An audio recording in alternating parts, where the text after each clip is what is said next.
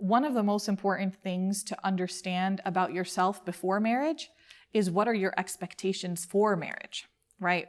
Having realistic expectations, because I'll tell you, like, that's one of the major issues that tends to come up, right? Where people have completely unrealistic expectations, and it makes sense that people have unrealistic expectations, right? Like, we have all of this media, like, forget about just movies and things like that. Yeah, movies, we all know, and TV shows, we all know, are completely unrealistic portrayals of healthy relationships, right? We know that.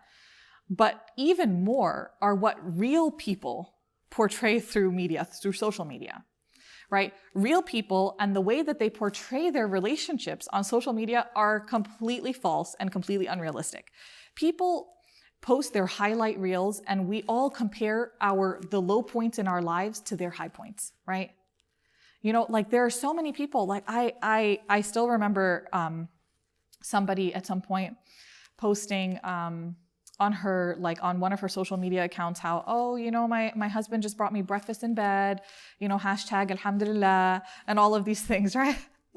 And so, you know, you look at that and you're thinking, like, all these other women look and they're like, my husband doesn't give me breakfast in bed, right? Like that, and then they become dissatisfied.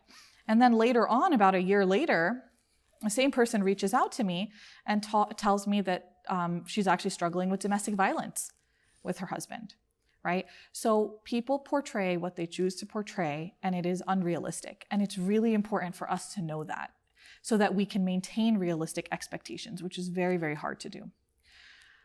You know, and furthermore, unrealistic expectations are also a trap of shaitan. Like, this is one of the things that he uses to create a sense of dissatisfaction, right? Because when you're content, you feel close to Allah subhanahu wa ta'ala, you're worshiping him better and things like that. This sense of contentment is something so beautiful, right? So discontent is going to be something that shaitan is always trying to breed within us. And he always tries to get us to think that nothing is good enough other than an unreachable standard.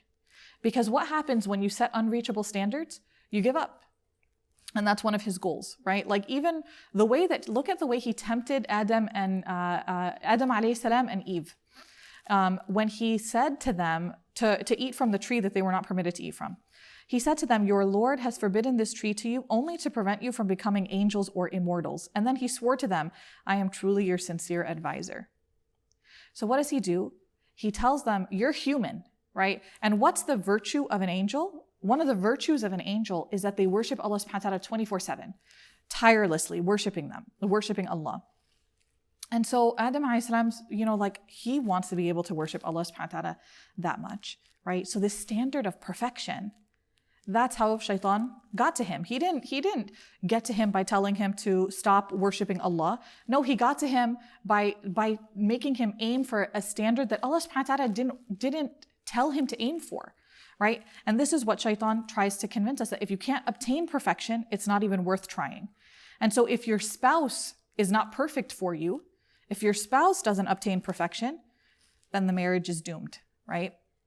And so people have these unrealistic expectations. And so it's called all or nothing thinking, black and white thinking, right? It's either I get everything or it's not worth it.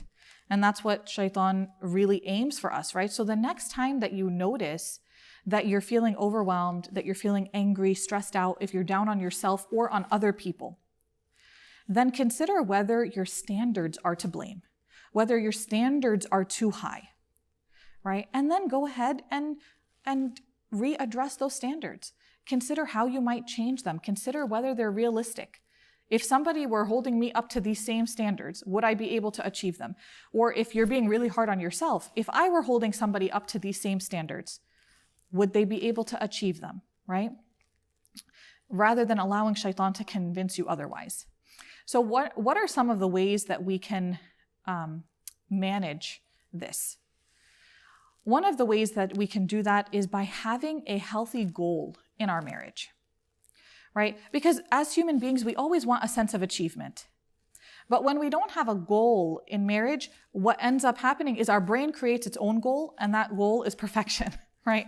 And so it'll never be reached. So even if you reach a certain point in your marriage or something good happens, it's like, well, it wasn't up to this standard, right? Like your husband takes you out for breakfast. Well, he didn't make me breakfast in bed, right? So there's always something like that, right? And so if you don't have a goal or an objective or a specific outcome in mind, or you don't know what you and your spouse needs, and how to best fulfill those needs, then how are you going to be able to know whether you're feeling successful in this relationship, right? But our overall goal as Muslims in marriage, and I think this is so important and so healthy, is that we should be striving for a life of having closeness to Allah subhanahu wa ta'ala and pleasing Him through our choices in our marriage and through every other relationship in our lives, right? And so in preparation for marriage, this is a goal you can have in every relationship in your life, to do it for the sake of Allah, to think, what would Allah want me to do in the way that I deal with this person? What would Allah want me to do in the way I respond to them, in the way that I deal with them, right? And so when we make our intention for the sake of Allah subhanahu wa ta'ala, it helps in every step of the way. And actually, it's one of the things that I advise my clients in marriage counseling, because a lot of times when people do things for the sake of one another, when that person makes you mad, you stop doing it, right? But if you do it for the sake of Allah, then no matter what that other person's reaction is, you're getting rewarded by Allah subhanahu wa ta'ala. So that goal is being met, right? It becomes an achievable goal. When you do things for the sake of Allah, it becomes an achievable goal. You want to do things that'll make your spouse feel happy. You're going to want to do things that make your parents happy, your friends happy, and things like that. But realize that their happiness is not your responsibility, right? So when you do it for the sake of Allah subhanahu wa ta'ala, then even if they're still not happy, even if they're still struggling, even if they have their own stuff that they're dealing with that prevents them from responding in a good way to you, it's all for the sake of Allah, and it's all taken into account. And so this is one of the misconceptions that people have in marriage, and that's one of the ways to address it. That misconception of, if I get married, I will be happy, right?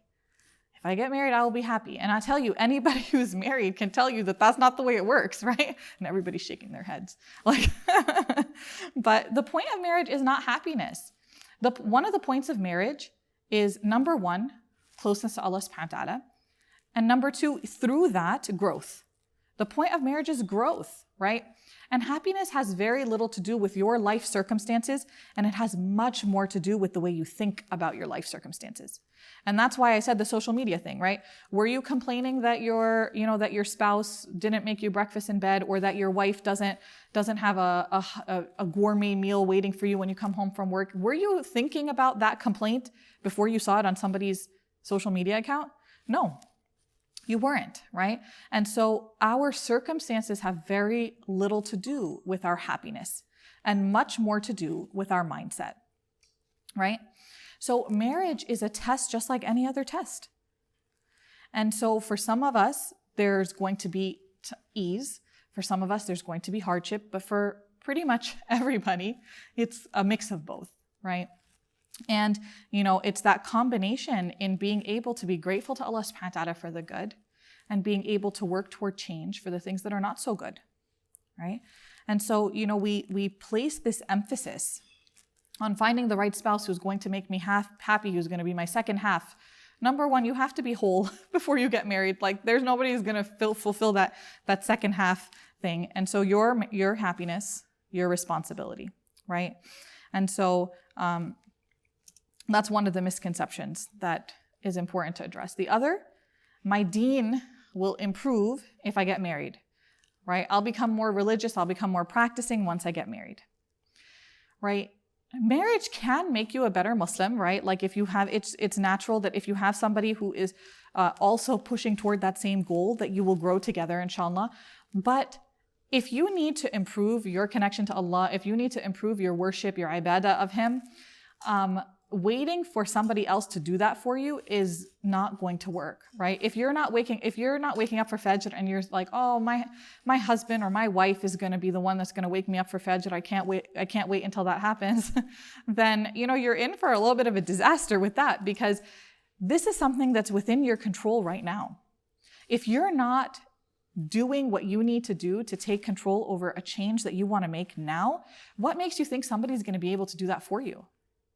This has to be something that you do for yourself. And it's really important that if you have a goal, don't wait for it for marriage. That's something that you can work on for yourself as well. Another misconception is that people think, I'll be more confident once I'm married.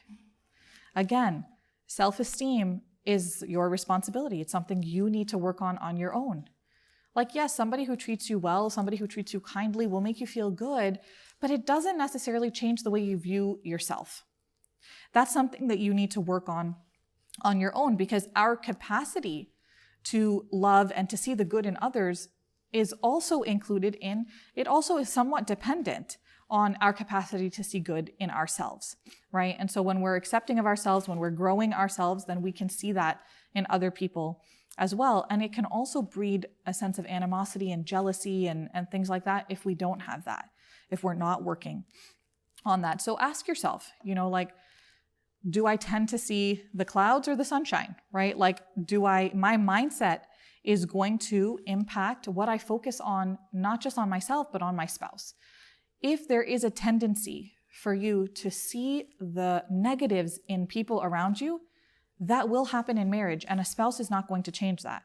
That's something that you have to work on for yourself, right? That mindset shift of being able to scan the world for good. And that's going to be very positive and impactful for you in your marriage as well, to start practicing that. Start practicing seeing the good, right? The other one, and this one's really a really big misconception, prior to marriage and within marriage, which is that my spouse should know what I need.